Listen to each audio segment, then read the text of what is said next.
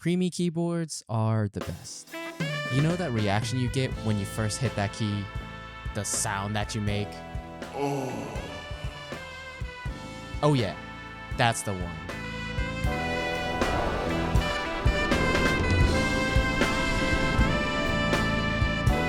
It hasn't been that long since Epomaker and I last collabed on my first ever keyboard film. And you know it was a banger when they decided to send another keyboard a few months later along with the pay raise. And this bad boy is finally here. So let's take a look. It's full-sized. You're not a fan of full-sized, huh? Well, maybe the creaminess of the typing experience might change your mind.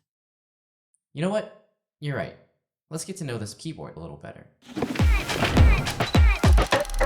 The TH99 is a full-sized layout keyboard. It comes with all the standard features that you would normally find with pre-builts. It's got customizable RGB, powered by south-facing LEDs, topped with PBT cherry profile keycaps. Lining the top of the keyboard is the wireless dongle for the 2.4 wireless connection, as well as the Bluetooth switches and the window MAC switch. The overall build quality is mostly plastic, but it's not flimsy or brittle by any means, and could probably withstand some gamer rage smashes. Now, what you're probably more interested in is the internals. The layer stack is actually pretty much the same as some of their other keyboards, like the Galaxy, and I can't fault them. It works. The keyboard comes with pour-on pad, IXP switch pad, PET sound pad, and silicone bottoms.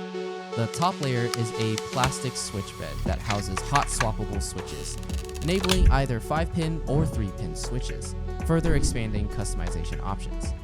Now, before we get to the sound test, let's look at the switches real quick. The switches that come with the keyboard are these beautifully colored Jade creamy switches. These are linear switches with an actuation force of 45 gram forces and a 3.6mm travel distance. And when everything's put together, they sound a little something like this.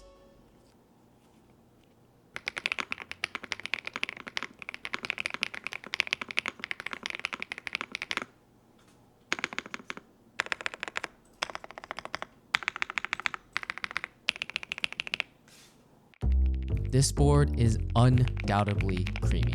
So how much does this premium typing experience cost? Seriously? That's really good, especially considering that some people will spend more than $300 on a custom keyboard just to get it to sound like this. But at this low of a price point, there has to be trade-offs. And you're right, there is. Thankfully, I don't think it's anywhere software or performance related. The TH99 has 1000 Hz polling rate and 2 millisecond wired connection, which is pretty standard gaming specs. So if it's not software, then it's physical build? Exactly. And to prove my point, I'm going to use Epomaker's Galaxy 70 as an example.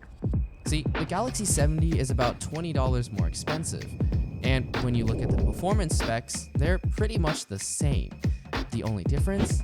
The physical build. The Galaxy has an all aluminum case, whereas the TH99 is all plastic.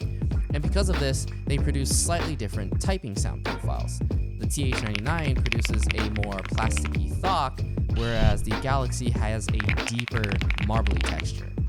So what's my verdict on this keyboard? Well, I think it's a great keyboard, but there is something more to be desired. And I think partially that has to do with the fact that Epomaker's other keyboard is simply more premium for only 20 bucks extra. I think an upgrade from plastic to metal is very much so worth for just a little bit more.